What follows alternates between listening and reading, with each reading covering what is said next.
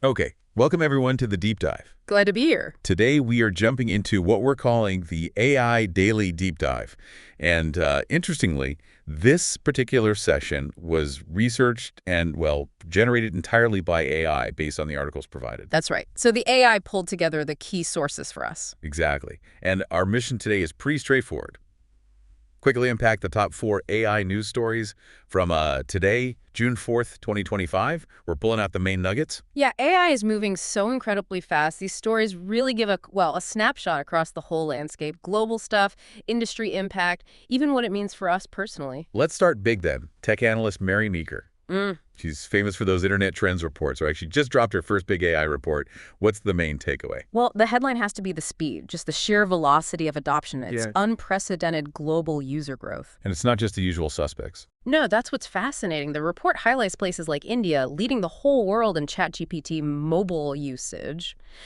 And third place for DeepSeek AI users. It really shows this is global now. Okay, incredible growth. But is the money following? Is it profitable? That's the tricky part. You see these massive investments. Meeker mentions OpenAI, xAI, Anthropic. They've raised something like $95 billion combined. Huge numbers. Wow, but But the economics are challenging. You have these incredibly high costs to train the models, and at the same time, the cost to actually run the AI for users, the inference cost that's following. inference costs. Yeah. Right, the cost per query, basically. Exactly. And as those costs drop and you get more competition, especially from models coming out of places like China DeepSeek, Alibaba are mentioned, the core AI model business is becoming, well, commoditized. Like cloud computing or bandwidth eventually did, Yeah. basic service gets cheaper. Precisely, which puts a real squeeze on profitability, despite all that initial investment. This all takes a massive amount of power, right? Right. Infrastructure. Oh, absolutely. AI is driving huge spending on infrastructure, and the energy figures are quite stark. Data centers are already using about 1.5% of global electricity. 1.5%. And that usage is growing 4 times faster than overall electricity consumption.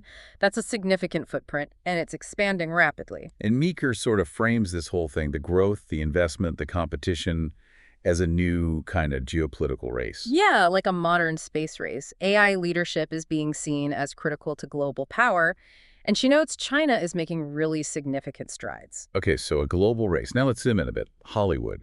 There's a Vulture article saying AI is kind of sneaking into film and TV. Yeah, sneaking is maybe the right word. The piece emphasizes how pervasive it's becoming for efficiency, for cost cutting, but often studios are keeping it quiet, hiding it almost. Hiding it. But why? Wouldn't they want to boast about efficiency? Well, the article suggests it's fear of backlash, concerns about jobs, artists, writers, and also questions about authenticity.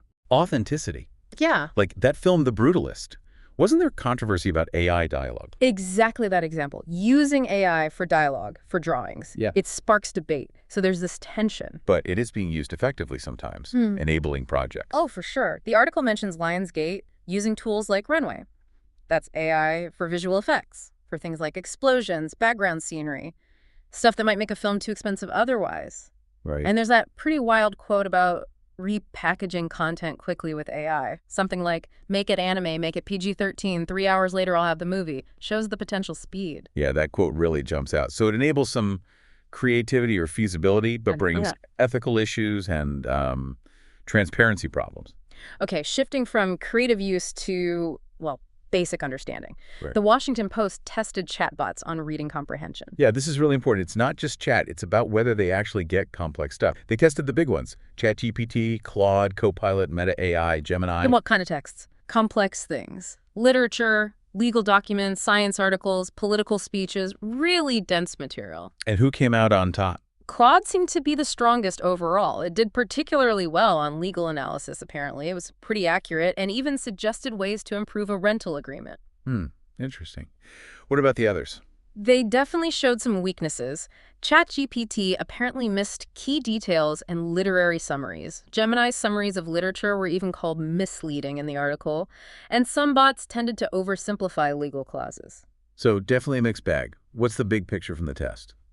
I think the crucial number is this. None of them scored higher than 70% overall accuracy. 70%, that's not amazing for complex tasks. Exactly. It tells us that, yeah, they're useful tools, powerful aids for information, but they are absolutely not substitutes for actual human expertise, especially when the material is complex or sensitive.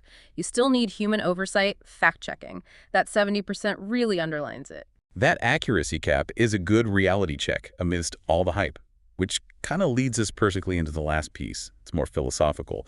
From the FP, will you be a dancing monkey in the age of AI? Yeah, this one digs into what AI means for us, our identity, our competence, beyond just raw intelligence.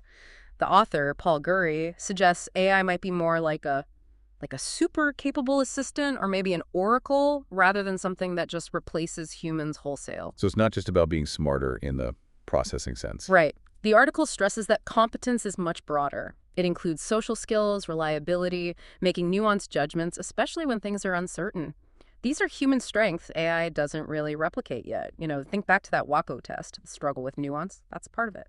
And this piece also touches on inequality, Yeah. the potential divide. Yes, a potential gap between people who learn to use AI effectively, integrate it, and those who maybe don't or can't, creating a kind of competence divide in the digital age. And it asked about agency. Will we use AI actively or become passive? Exactly that. Will we use AI to enhance our abilities to do more?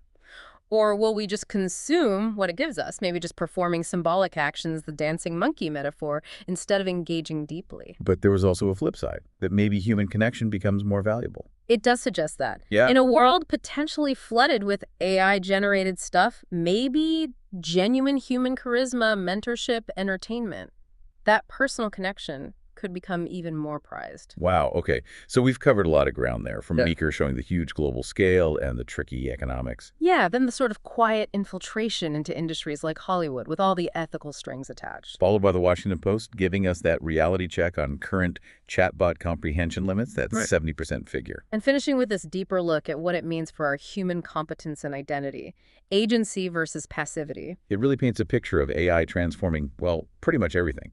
Global power, industries, down to how we see ourselves and our skills. Absolutely, it's happening fast and on so many levels simultaneously. So maybe the final thought to leave with you, the listener, is this.